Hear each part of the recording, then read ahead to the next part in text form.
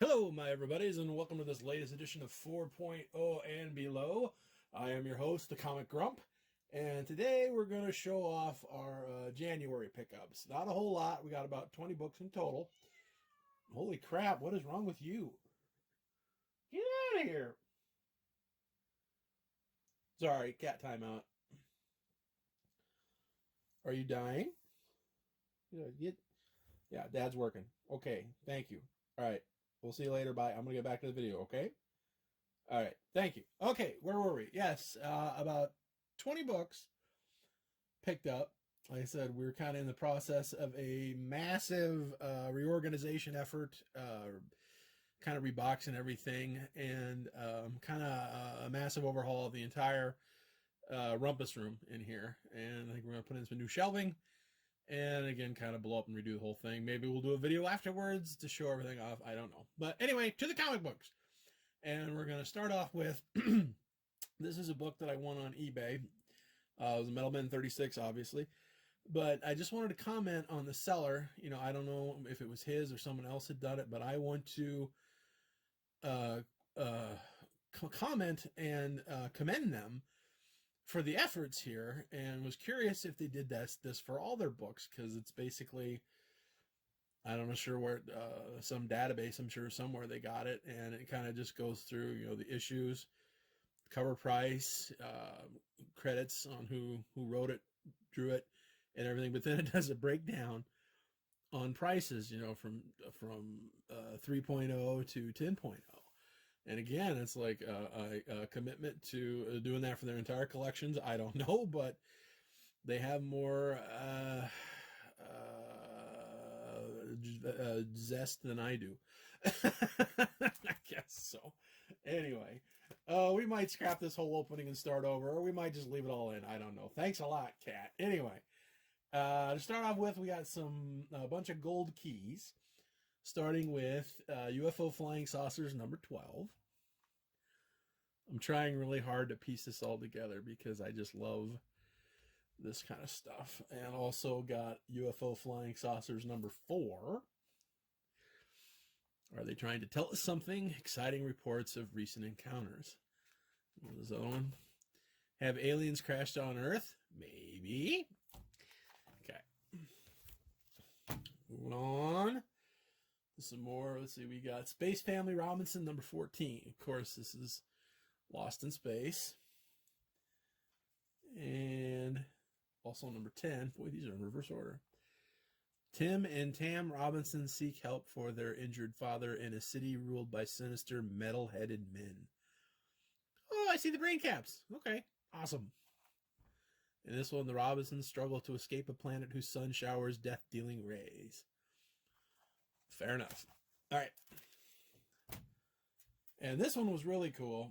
Kind of beat up, and it's been tagged, formerly owned by Louis Viola. Frankenstein. This is Frankenstein number 1. This isn't the original like Dell movie comic, because who the hell could afford that? No, this is from later when Dell started doing those series. I think it was like Frankenstein, Dracula, and the Wolfman, but they were all superheroes. This is a reprint, and this was like number 1 of that. So that series technically started at number 2 because comic numbering is weird. And then lastly, as I was digging around the LCS, the last time I was there, I dug out a bunch of Girl from Uncles, and I got them all except number 1. And with a little further digging, guess what? I found The Girl from Uncle, number 1. The spine is almost gone. It's about halfway there, but I don't care. It's cool. Stephanie Powers. We'll take it. All right. Now we're going to move into Marvel with a few minor keys, starting with Daredevil 111, which is the first appearance of the Silver Samurai and Shanna the She-Devil taking over for the Black Widow up there in the corner. Also picked up The Amazing Spider-Man Annual number 10, which is the first appearance and origin of the Human Fly. And then next we're going to jump back to the Silver Age with Non-Brand number 3. You asked for the origins of Charlie America, the Incredible Bulk, and the Mighty Thor. And boy, will you be sorry you asked. I love that book. Good stuff. And then also bought a Tales of Suspense, number 89, with the monstrous menace of the new mysterious Melter. And then also this one just sort of, I'm not a big Thor guy. You know, I got all the assignments and stuff, and I got a pretty good chunk of the old stuff, but I don't go out of my way to get it. But just digging through, this sort of just jumped out at me because, my God, how awesome is that Kirby cover with Mangog? Now ends the universe. Seriously. How cool is that? I love how the hammer sort of comes back at you and the claws coming out at you. That guy, this perspective stuff, you know, was second to none. Okay. And then lastly for Marvel, picked up a horror book, Vault of Evil, number 15, as we continue to try to piece together all these Bronze Age Marvel horror runs. And speaking of horror runs, moving on to DC, we got number 34 of The Witching Hour. I died last night by the creature from the Black Lagoon, apparently. Okay. And then also The Witching Hour, number 37. Happy birthday. Rest in peace. Come in, dear, and see the wonderful surprise I have for you. Love it. Because, like I said, these Witching Hours are a little more reasonable to track down than like House of Mystery and House of Secrets, these early ones, because those are very expensive. Also, pretty reasonable are The Unexpected. Now, this is issue number 109, which was the last kind of, they were sort of transitioning from, I don't know, they were like more science fiction stories, and they were sort of, you know, transitioning into the horror, but they hadn't quite got it yet. And then in the next issue, with number 110, it changed the logo to this more familiar Have You the Nerve to Face the Unexpected? This is issue number 125 with your host, this guy. I love that DC horror logo with the bat. Okay. And moving on, we also picked up a couple of those usually ridiculously priced House of Mysteries. This is issue number 195. This is kind of one I've been hoping to find for the longest time, with that beautiful Bernie Wrightson cover.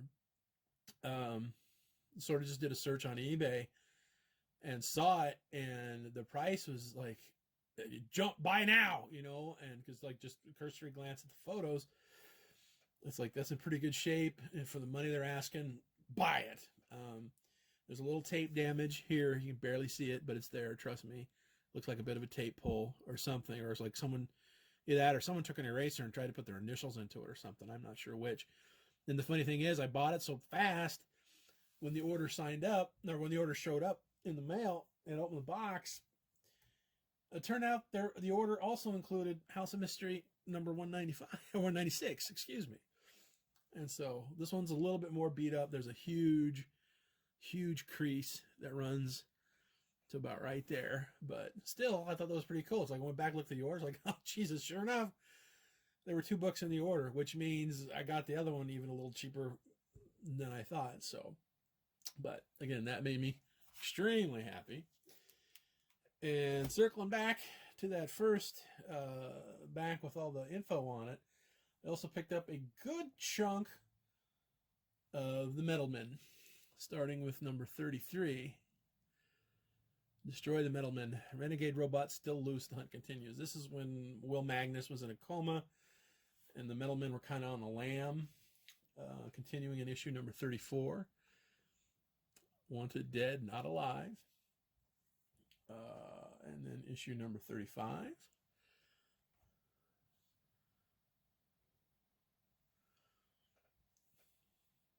And issue number 36. Great cover. Of course, that's what that back was from. The Incredible Saga of the Cruel Clowns. I guess this guy considered it. Let's check the thing. He considered it somewhere between fine and fine plus, because I got this for like $9. And then, and this is where the Metal Men takes a weird left turn. Starting here, let's get these out of the way. Hang on. Starting with Metal Men number 37, where they sort of get a massive overhaul to make them less robots and more human-looking robots, and come join the startlingly new Metal Men on a witch hunt in 1969. It's sort of part of DC's massive overhaul, because it's about the same time they did their Wonder Woman overhaul, which continues in issue number 39, The Beauty and the Beast. And because that's Tina, the metal, and then number 40, The Dreadful Hunt. Love that cover.